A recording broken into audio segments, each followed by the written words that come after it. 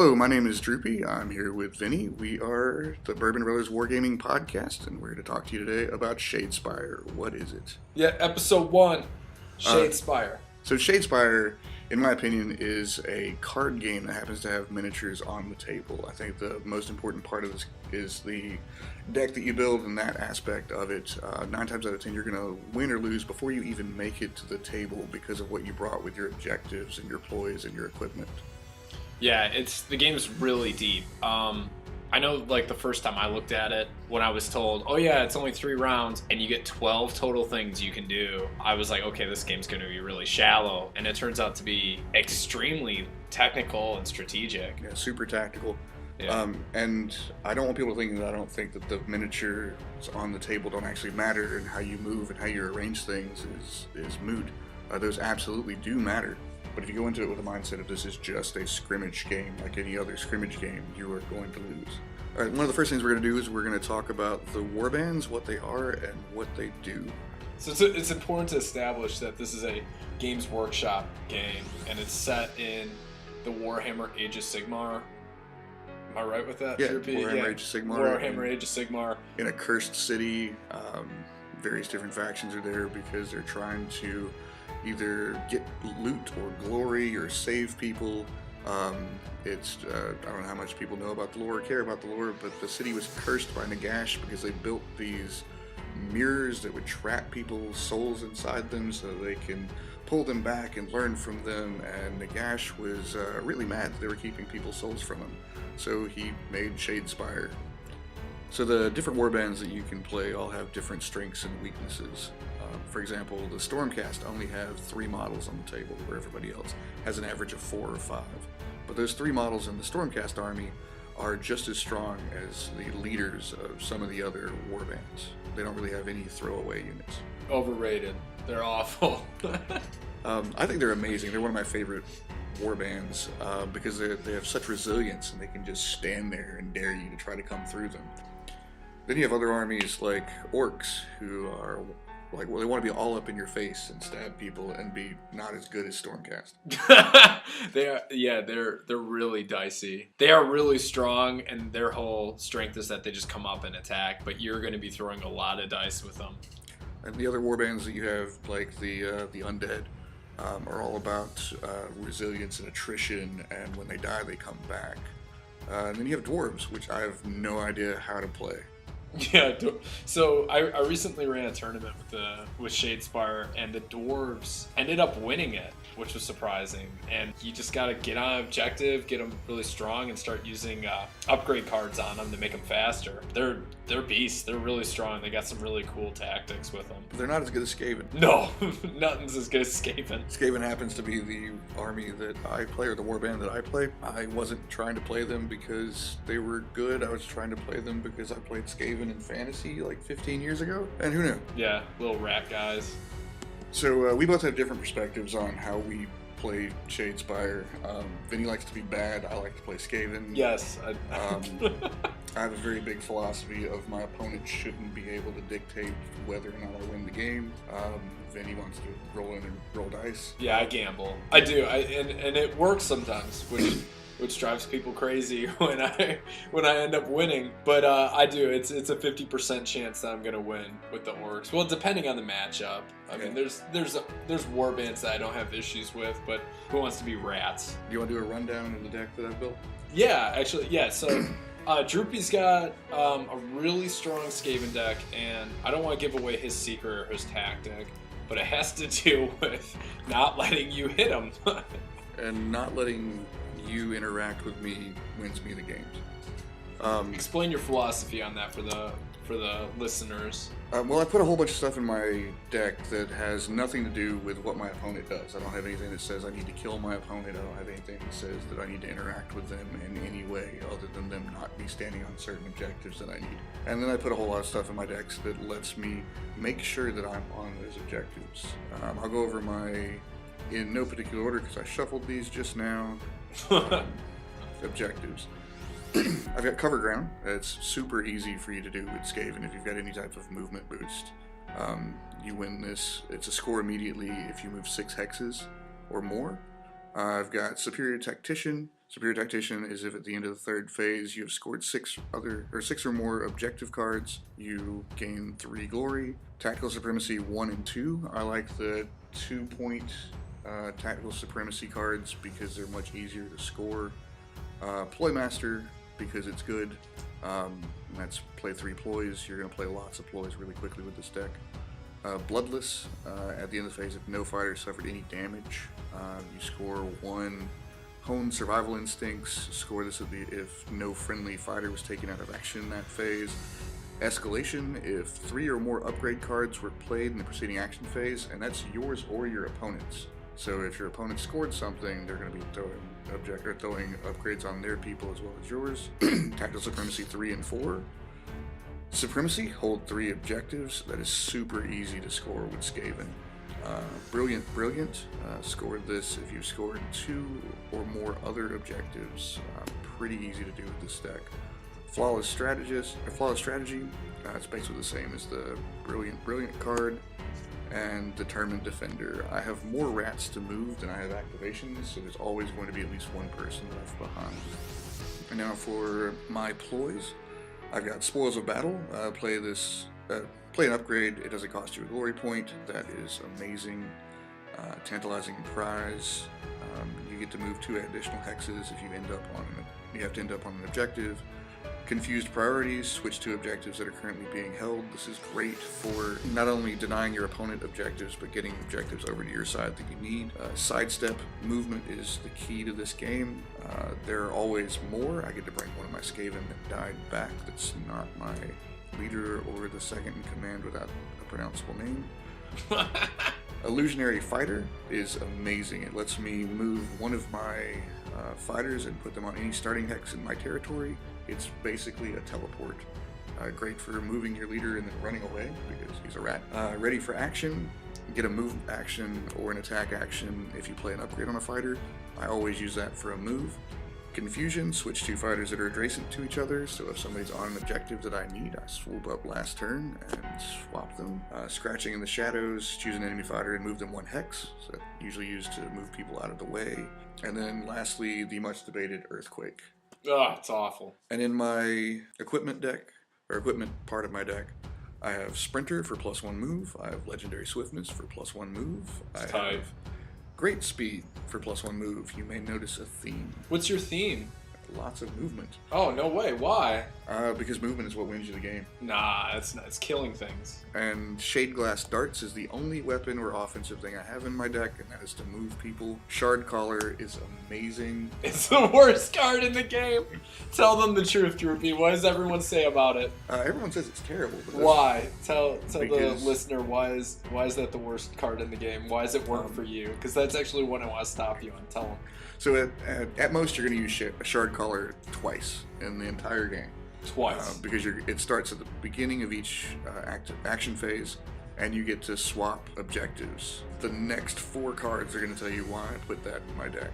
Tell them. Tell the listener. Blazing Key, Shadowed Key, and Fractured Key. These are cards that if they're on characters and are standing on specific objectives at the end of the game, you gain 2 glory. This lets me score glory points out of my upgrades, and most people are struggling to find enough upgrades to fill their deck. That is probably one of the most underrated set of cards in all of Shadespire. The fact that you can score glory based on an upgrade, I mean, that's just huge. Yeah, and I wouldn't really say it's underrated anymore because the top deck. No one knows about it. No one knows about it. You just gave them the secret, David. Every top deck in the Grand Clash had a set of keys in it. Tell them the last one. And the last card is Trickster's Charm. So bad! It's another one that everyone says is terrible, but it lets me play a ploy before. If I take first turn, it lets me play a ploy. It lets me basically move something before my opponent gets to go. It lets me Earthquake before everything. It's arguably actually really good for David because one thing that he forgot to mention was his rats inspire when you play ploys on them. And so that allows for immediate inspiration. It allows for him to be able to basically do something before first turn, which is huge in this game. Well, actually, my I go through a lot of games without inspiring hardly anybody. Yeah, that's true. You're not very offensive. Because I don't need to inspire. Inspirement gives me more defense dice and more attacks. It doesn't give me more speed, and that's what I want. And most of my cards don't actually affect me. Whenever I started playing originally, what I was doing is casting Confusion first turn to inspire my Warlord and inspire, just getting things out there and getting them to their gold side of the card. Here's a question. Does Earthquake inspire all of your Skaven at once? No, not at all. Okay. The only thing that interacts with Earthquake that I can think of off the top of my head is the Shattering Terrain, I believe is the name of the card. It's a dope wombo combo. It's whenever somebody moves, they take a point of damage. So if you play that and then you play Earthquake right afterwards, everybody moves. So every orc inspires and every skeleton is now half health. Everything takes damage. That's what we call a wombo combo. You heard it here first, folks. I will never say that. No, there's a couple things that Droopy refuses to say that I have no issue saying. Wombo combo, and of course, the second half of the NES classic Mario. What's that game called, David? Super Mario Kart? No, that's Super Nintendo. What are we talking about? I can't remember anymore. All right. Yeah, and as far as the characters go, there are a couple things that actually are quite different on the Skaven that most people don't pay attention to whenever they're initially starting out. One of the things is Lurking Skaven has 2 defense dice starting out. Yeah. So he is excellent for defense. He also has 2 swords for attack. Would you put him up front? I usually you want to keep him closer towards the action. I usually don't put anybody up front if I can help it. Yeah, but no matter what, you always have to. The way the boards are, it's not one equal. Somebody has to go closer. If depending on what I get in my opening hand, I sometimes move the Hungering Skaven closer, or the Festering Skaven, but I leave the Lurking Skaven back as a last line of defense. Yeah. Because he has those 2 defense dice. Makes sense. Backwards than what I would do. Then again, orc player over here. And a lot of games, I don't move Kirk the Almost Trusted, at all. I just have him standing somewhere. No, he's trustworthy. Why would you? Somewhere menacingly. He doesn't serve a real purpose other than he's the bodyguard.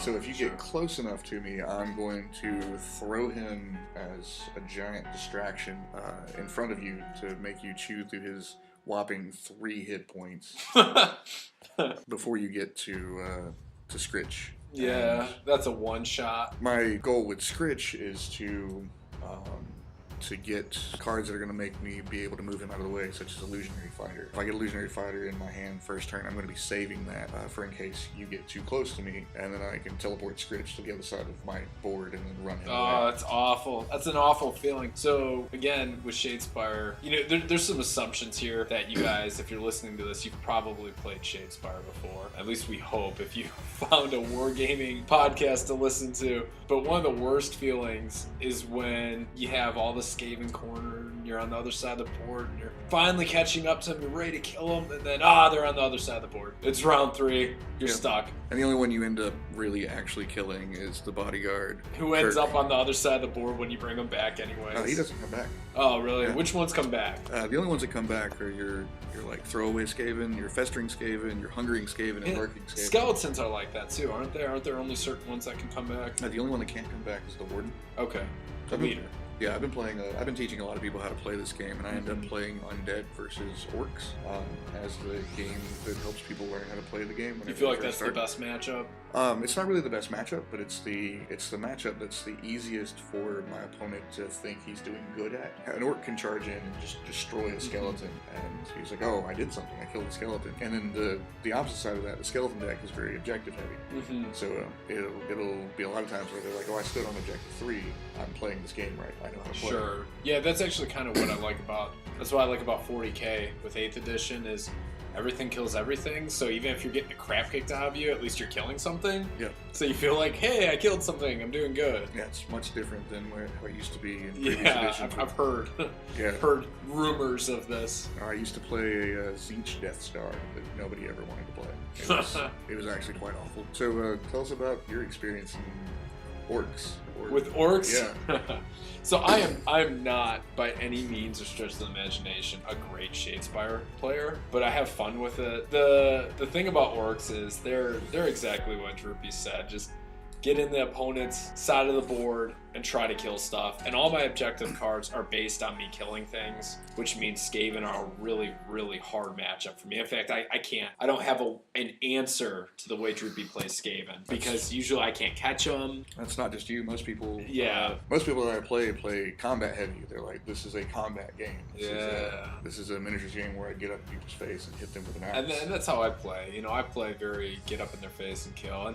And I do really well against Stormcast as long as they don't tank up on me. If all three of those guys end up castling up, then I'm in trouble. If I can get them separated, then that's not too bad. But the thing with orcs is no matter how tactful you are, you rely on the dice a lot. They are a very dice heavy unit. Yeah, absolutely. They're not going to be a unit that you're going to be putting a lot of objective cards in your deck to like hold objectives, although you could.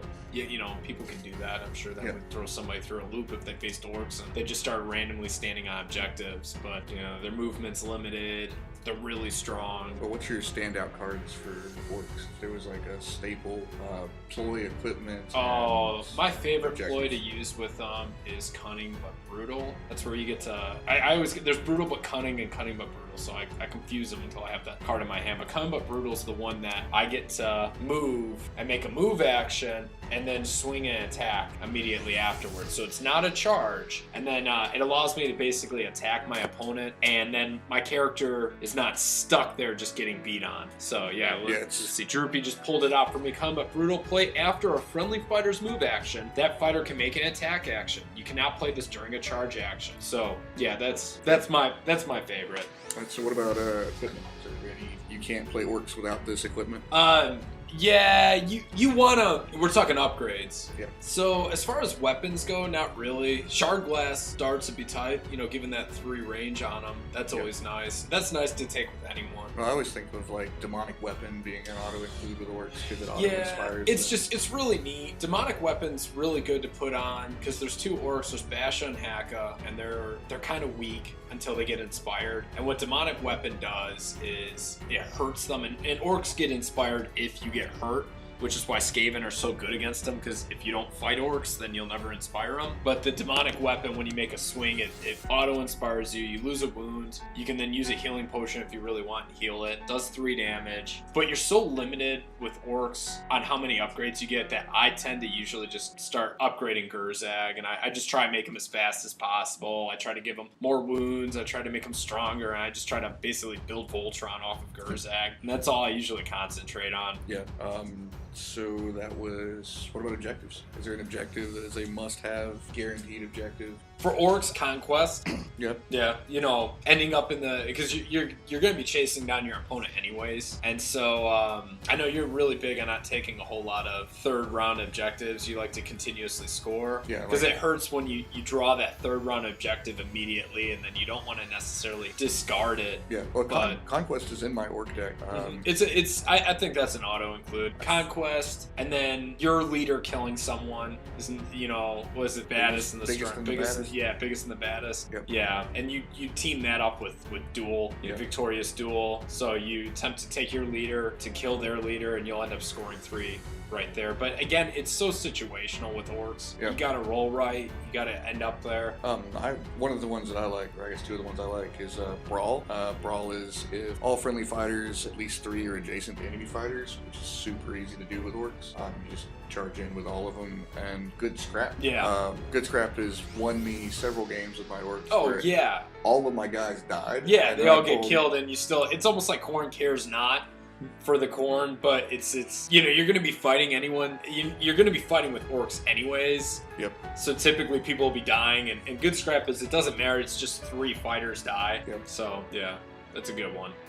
Well, I think that's it for us today. Thanks for listening, and we'll see you guys next time.